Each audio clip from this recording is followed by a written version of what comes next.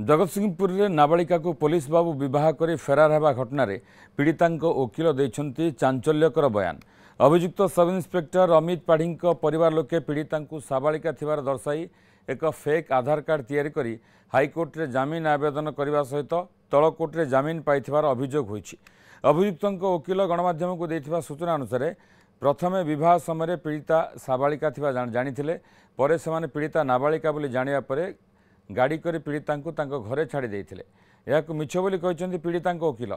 वर्तमान पीड़िता बयस प्रकृत आधार कार्ड और मैट्रिक सर्टिफिकेट अनुसार 17 वर्ष 1 मास होईछि। अभियुक्त परिवार लोके फेक आधार कार्ड तैयारी करी जमीन ने जाइछंती। यार तदंत हेबार आवश्यकता रही।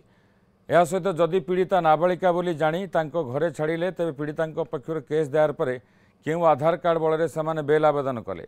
जदि अभियुक्त परिवार लोके फेक आधार कार्ड अदालत में देते तेबे ताहा कोर्टर अवमानना बोली धराजिव।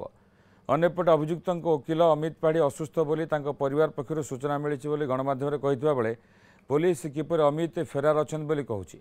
अभियुक्त वकिल बंधु अमित केउठी अछंती बोली सूचना दे पारिबे बोली जुक्ति रखिछंती पीड़िता वकिल।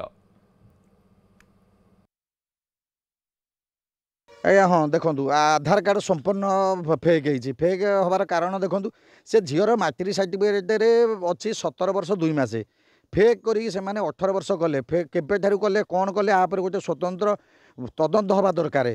तापर परवर्ती मुहूर्त पाऊना बर्तमान अबिका जो आडभोकेट आम कहते बर्तमान असुस्थ अच्छा आमर जो अमित बाबू से अमित बाबू बर्तमान जो असुस्थ अच्छा वकिल बाबू जानते कि फैमिली लोक जानते कौटी अच्छे तेणु यह तदंत सापेक्ष योग्य।